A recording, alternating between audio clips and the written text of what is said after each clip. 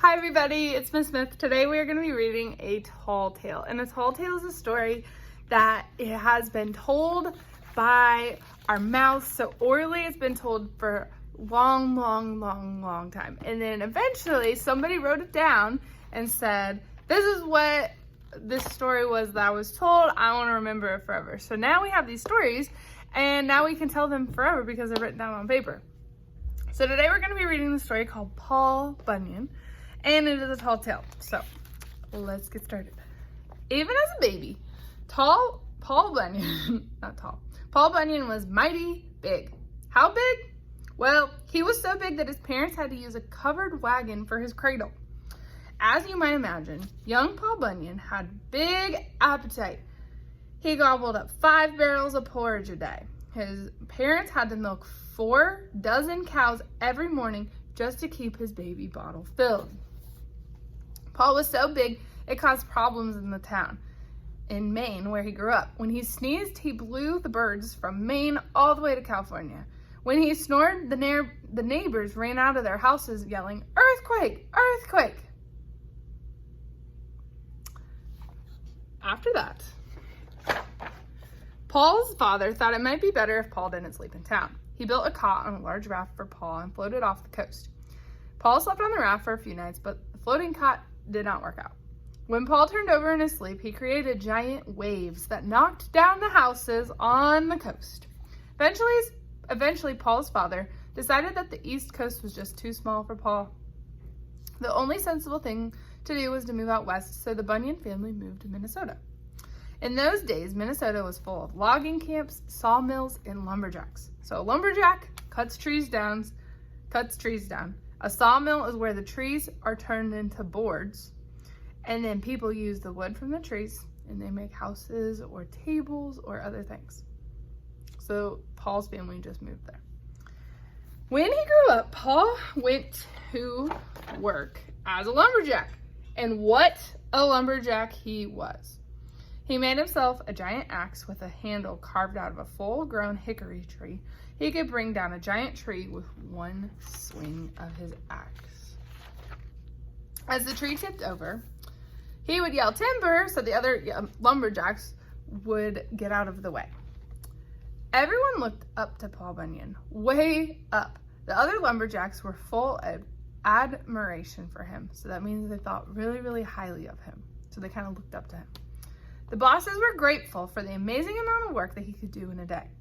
Paul had a big heart too, but one thing he always wished for was a true friend. There simply wasn't anybody else his size to be his friend. That all changed during the winter of the Big Blue Snow.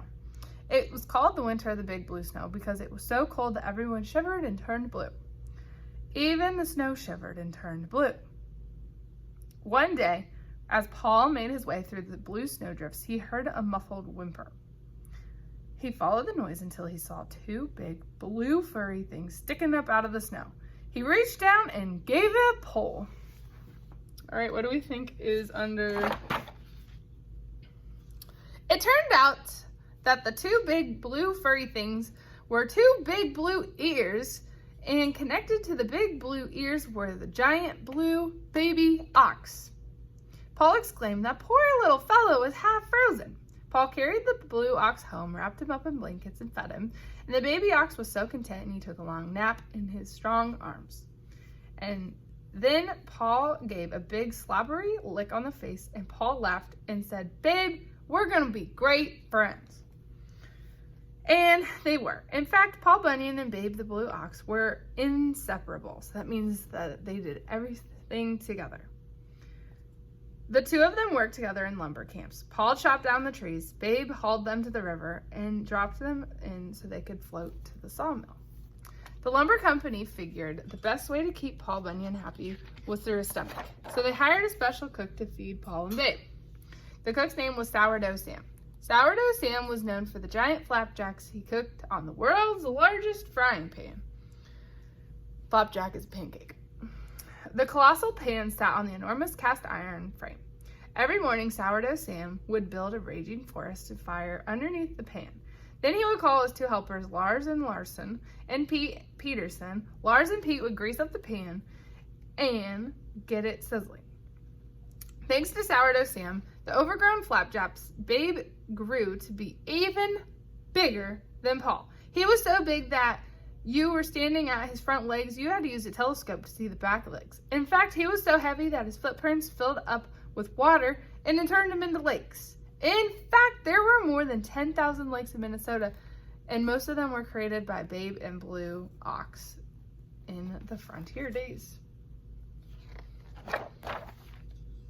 Babe and Paul helped the lumberjacks solve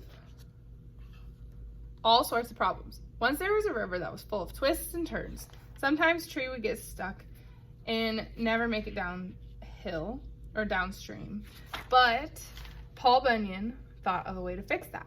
He went to one end of the river, Babe went to the other. Paul grabbed the river, pulled in one direction. He pulled in the opposite direction, then snapped.